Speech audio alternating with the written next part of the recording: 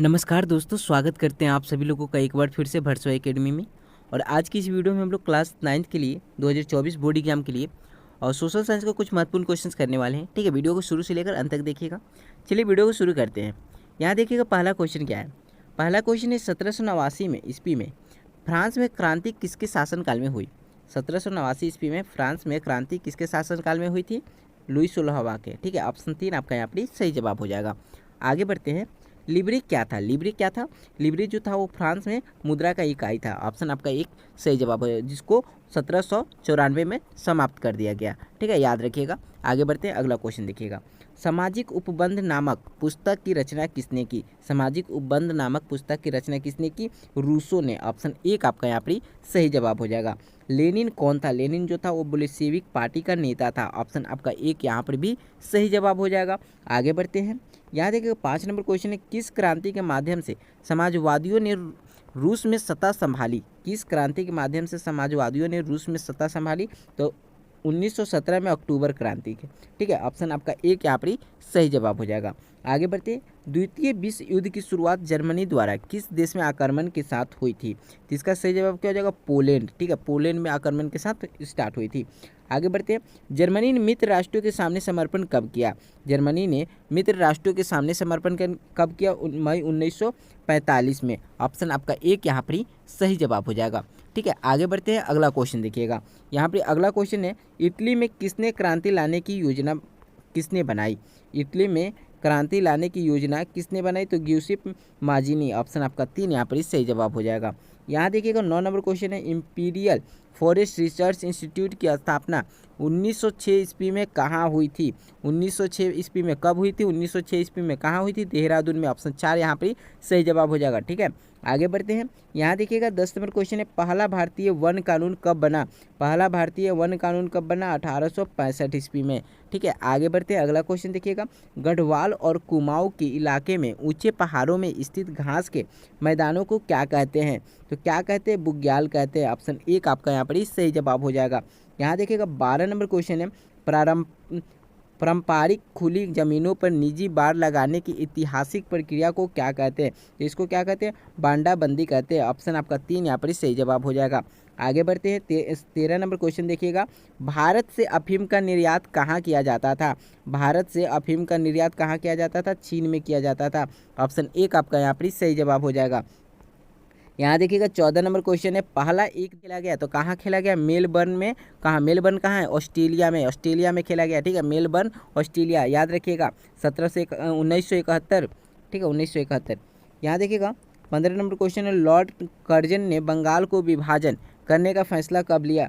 Lord Curzon ने बंगाल का विभाजन करने का फैसला कब लिया? 1905 में। ठीक है, आगे बढ़ते हैं। महात्मा गांधी ने अपनी पोशाक के रूप में धोती और चादर क्यों अपनाया? तो इसका सही जवाब क्या हो जाएगा? उनका मानना था कि गरीब किसान इससे अधिक खर्च नहीं कर सकते। ऑप्शन 3 आपका यहाँ पर सही जवाब हो जाएगा।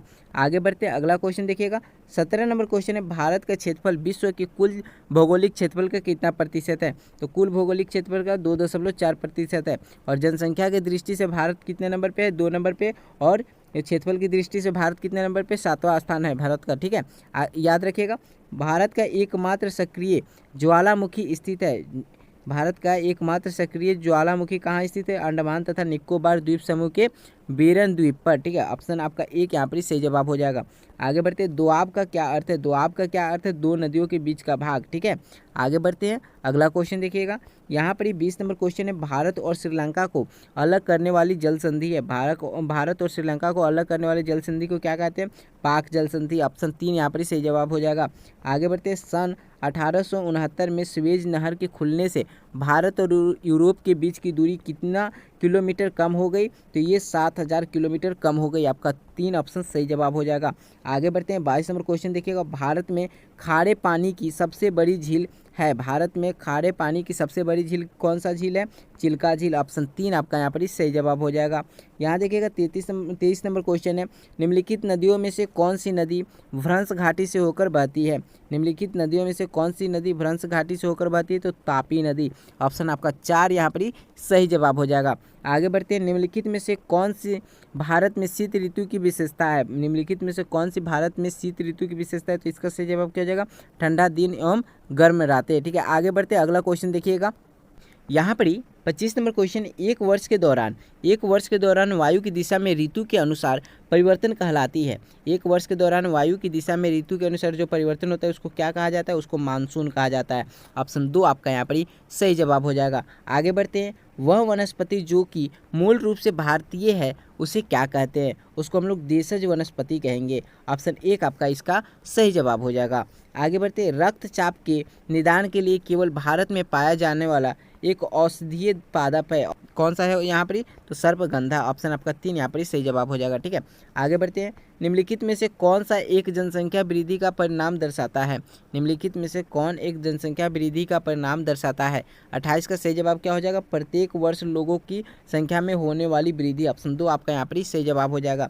आगे बढ़ते हैं। 2011 की जनगणना के अनुसार एक साक्षर व्यक्ति वो है जिसकी उम्र 7 वर्ष है तथा वह किसी भी भाषा को समझ के साथ पढ़ एवं लिख सकता है। ठीक है, ऑप्शन 3 आपका यहाँ पर सही जवाब हो जाएगा।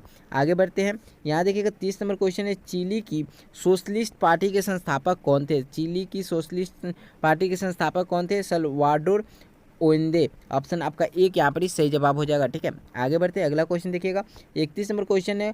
1980 में पोलैंड में किस पार्टी ने शासन किया? 1980 में पोलैंड में किस पार्टी ने शासन किया? तो Polish United workers party. Option 3 आपका यहाँ पर ही सही जवाब हो जाएगा। आगे बढ़ते हैं।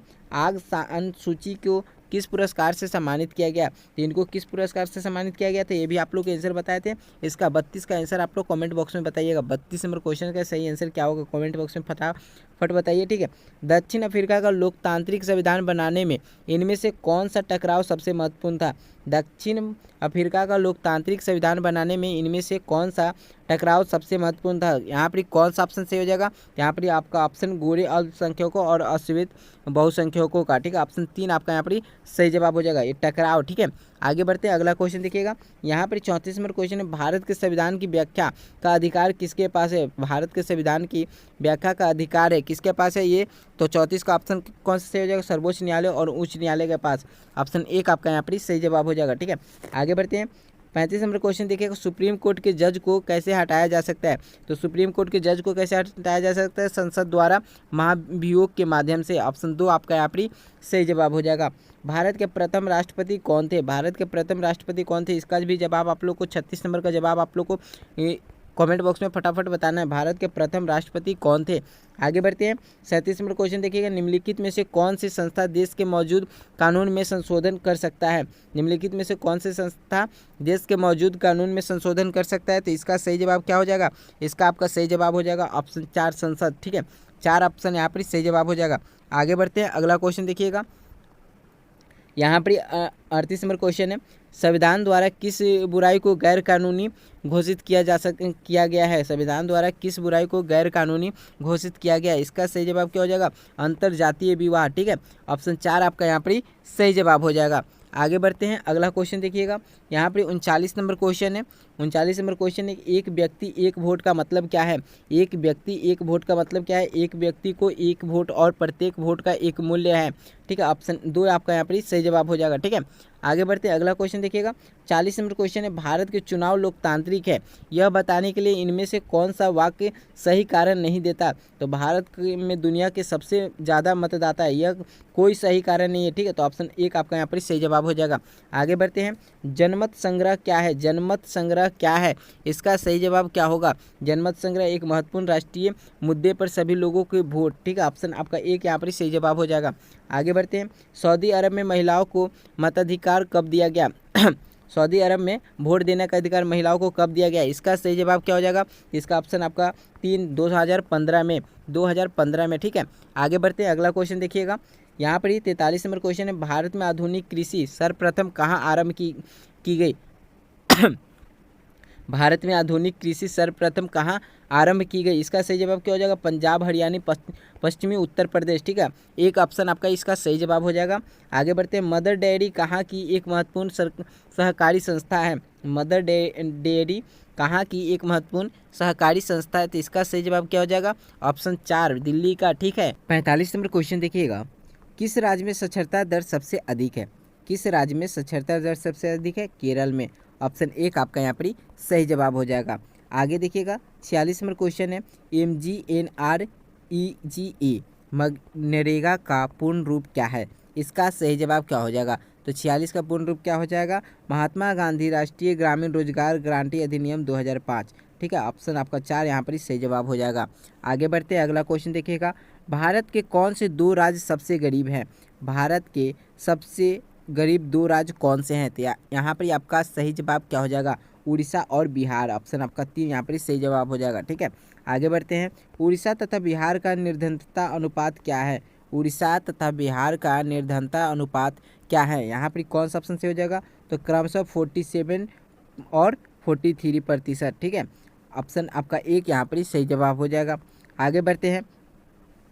निम्न में से किन समूह राज्यों में हम खाद्य असुरक्षित लोगों की सबसे बड़ी संख्या पाते हैं? निम्न में से किन समूह राज्यों में हम खाद्य असुरक्षित लोगों की सबसे बड़ी संख्या पाते हैं? इसका सही जवाब क्या हो जाएगा? तो ऑप्शन 1 बिहार, झारखंड और उड़ीसा। ठीक है, आगे बढ़ते हैं, अगला क्वेश्चन देखिएगा। पीला कार्ड किसे जारी किया जाता है? पीला कार्ड किसे जारी किया जाता है? गरीबी रेखा से नीचे के लोगों के लिए जारी किया जाता है। ठीक है, तो ऑप्शन आपका 4 यहाँ पर सही जवाब हो जाएगा। दोस्तों, इस वीडियो में हम लोग टोटल 50 क्वेश्चन देखे जो कि आप लोग को सोशल साइंस के एग्जाम के लिए इंपॉर्टेंट है। इनको आप लोग देख लीजिएगा। साथ में और भी वीडियो के लिंक आप लोग को नीचे डिस्क्रिप्शन बॉक्स में देखने को मिल जाएगा, उसको भी आप लोग देख लीजिएगा। ठीक है, चलिए मिलते हैं हम लोग अगले वीडियो में। बहुत बहुत धन्यवाद आप सभी लोगों का। Thank you. जय हिंद, जय भारत।